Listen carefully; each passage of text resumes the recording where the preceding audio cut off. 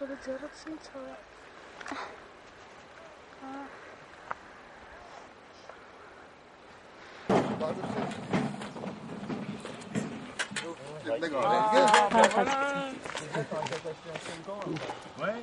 c'est pratique.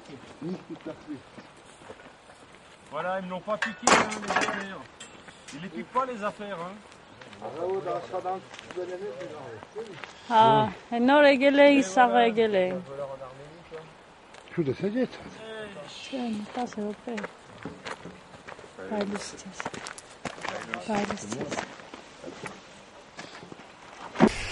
Alors je m'appelle Benjamin Michel, je suis français de Bretagne et donc je suis ici depuis 2 semaines environ. C'est la première fois que je viens en Arménie.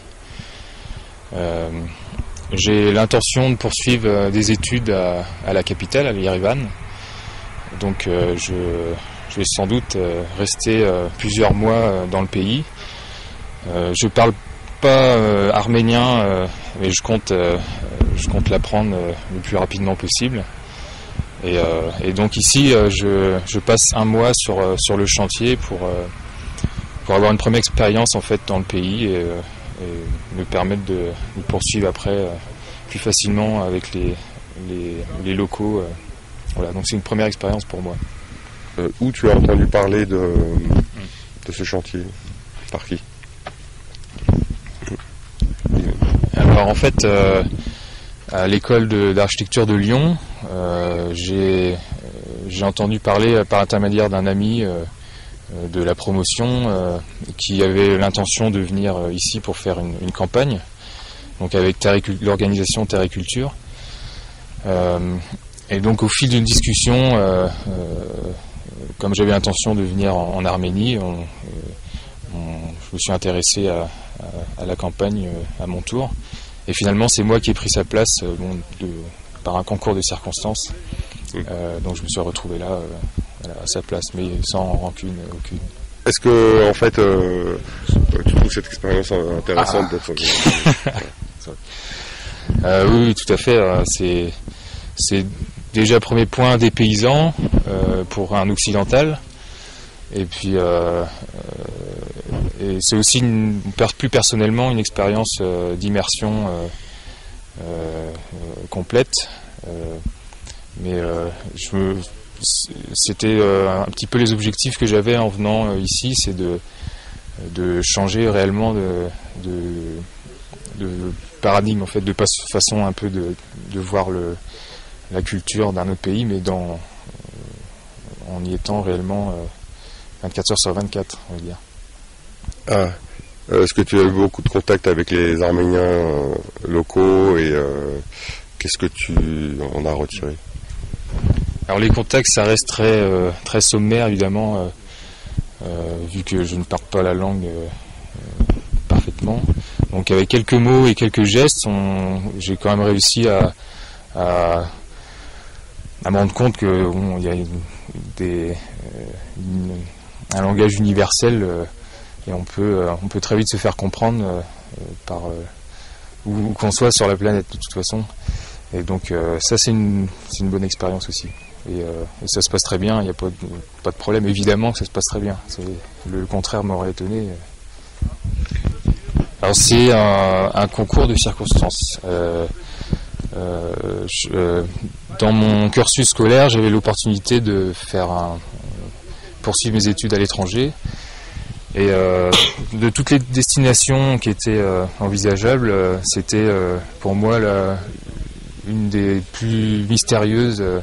Et je pense celle où j'allais en retirer le plus d'enseignements. Donc c'est notamment pour ça que je suis parti. Et aussi parce que j'ai ni d'attache, je suis complètement novice dans tous les domaines sur le pays. Je sais qu'il y a eu une certaine fraternité avec les Français, notamment au fil de l'histoire, mais et donc à part ça, j'ai aucune attache dans ce pays, et c'est aussi l'occasion pour moi de quitter un peu le système occidental, de voir autre chose. Est-ce que si tu en avais la possibilité, tu vivrais en Arménie? Je pense que c'est une question un peu... c'est assez tôt pour définitivement savoir si je pourrais manquer oui ou non. Donc on verra au fil des mois, mais l'objectif c'est pas là, c'est vraiment une expérience, un voyage, une découverte. Et j'aime mon pays, la France, comme les Arméniens aiment leur pays. Et voilà, donc c'est une bonne expérience à tout point de vue. Mais je déjà y passer plusieurs mois en immersion et peut-être plusieurs années. Ça c'est le futur qui me le dira. Ouais, notamment en dehors de l'hospitalité, ça c'est quelque chose dont j'avais entendu parler avant de partir, mais je préférais le vérifier sur place avec les gens locaux.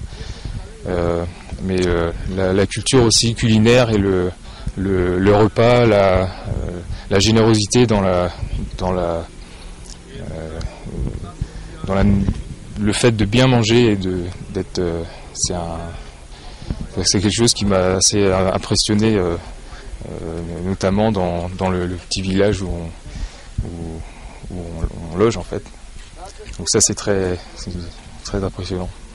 Est-ce que tu as quelque chose à ajouter, à dire d'intéressant par rapport à ton expérience? Alors j'espère que au cours des mois qui vont venir, je pourrai retourner dans le village voir le chantier avancer et retourner voir les gens que j'ai côtoyés et qui, je le sais, m'accueilleront avec plaisir. C'est particulier. Ouais.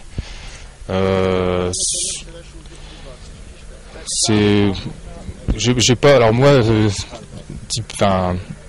personnellement, je n'ai pas de rapport avec le fait religieux. Donc ça peut paraître étrange, mais je m'intéresse à l'histoire, à l'humanité en général, et me retrouver sur un chantier de fouilles archéologiques, c'est intéressant à tout point de vue. Mais le fait religieux pour moi n'a pas d'importance de façon transcendantale, on va dire. Enfin bref. Donc c'est surtout le voir un chantier, participer à mettre la main à la pâte et puis l'équipe, voilà, l'émulation de l'équipe qui m'intéresse. L'architecture arménienne, ou est-ce que tu as déjà des connaissances sur l'architecture arménienne, ou est-ce que c'est tout à fait nouveau pour toi? Alors c'est relativement nouveau et je suis aussi ici pour apprendre, donc je sais que quand je serai à l'université à Yerevan, j'aurai l'opportunité d'approfondir le sujet avec mon expérience ici. Mais notamment sur l'architecture, j'ai des connaissances sur l'architecture religieuse arménienne qui a vraiment une caractéristique propre. Et donc voilà, donc pour la suite, ça sera je pense à l'école, j'aurai l'occasion d'approfondir le sujet. Je les imaginais comme je les ai vus en photo. Mais c'est lors des différentes visites qu'on a pu faire dans les différents sites, j'ai constaté aussi vraiment la diversité de l'architecture, notamment les influences de toutes les invasions au cours de l'histoire. Donc ça laisse une trace assez énorme sur le patrimoine architectural. Voilà.